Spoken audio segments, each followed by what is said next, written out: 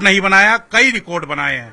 7वीं बार जीत दर्ज करके रिकॉर्ड बनाया है, तीसरी बार मंत्री पद ग्रहण करके रिकॉर्ड बनाया है, वहीं चौथी बार विधायक लगातार बन के रिकॉर्ड बनाया है। हमारे साथ खुद विद साहब हैं, उनसे बात करते हैं। विद साहब, नायब सैनी ने दूसरी बार शपथ ली है, उनका एक रिकॉर्ड है, आपके 3 रिकॉर्ड बने हैं।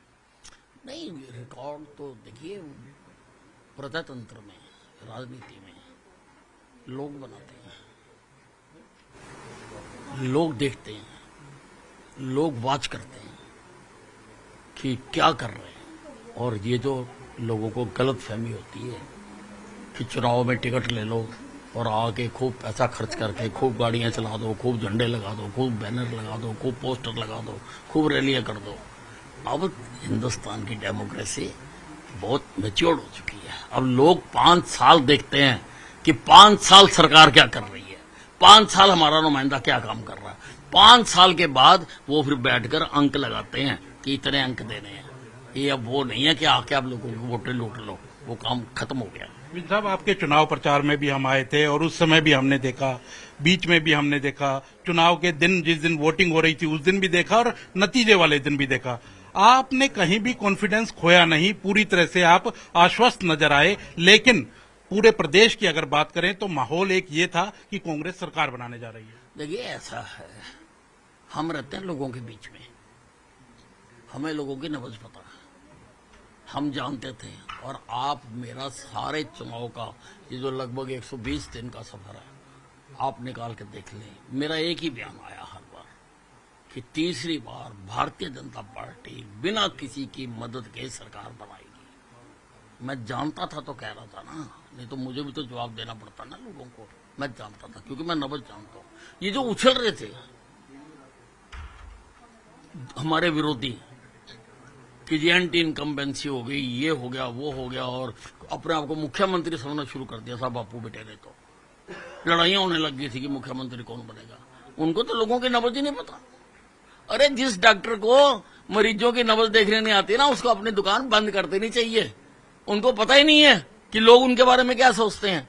लोग उनको अब अच्छी तरह से जान चुके हैं। 70 साल हो गए लोगों को तुम लोग गुमराह करते रहे, नेगेटिविटी पर सरकारें बनती रही। पहली बार है कि अब पॉजिटिविटी पे सरकारें बना करेंगी। जो सरकार अच्छा काम करेगी उस सरकार को लोग बनाया करेंगे। लेकिन कहीं ना कहीं आपने भी दावा किया और आपने भी बात कही थी कि अगर पार्टी मौका देती है तो मैं भी मुख्यमंत्री बनने के लिए तैयार हूं। तो कैसे देखते हैं, अब कहीं दुख है कोई मन के अंदर, या जो पार्टी ने दिया वो एक्सेप्ट है? नहीं, अगर मैंने दावा किया होता तो यकीनी बात है मुझे बहुत दुख होता। और असलियत ये है कि मैंने कभी कोई दावा नहीं किया। मैंने एक क्लैरिफिकेशन थी। एक चीज गलत कहां से आ गई मुझे नहीं मालूम, लेकिन मेरे कार्यकर्ताओं में, मेरे समर्थकों में आ गई कि जी अनिल विज ने इनकार किया है बनने से। तो मैंने उसका स्पष्टीकरण दिया कि मैंने आज तक पार्टी ने जो भी दायित्व मुझे दिया है मैंने उसको निभाया।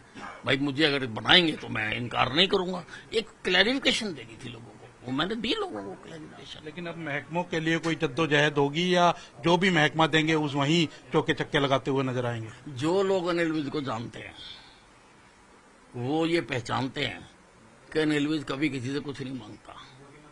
अनिल विज की जहां ड्यूटी लगा देंगे। मैं तो समझता हूं हमारी सरकार बनी है, हमें डिपार्टमेंट मिले ना मिले, चाहे हम विदाउट पोर्टफोलियो रहे, हमारी जिम्मेवारी सारे प्रदेश की है।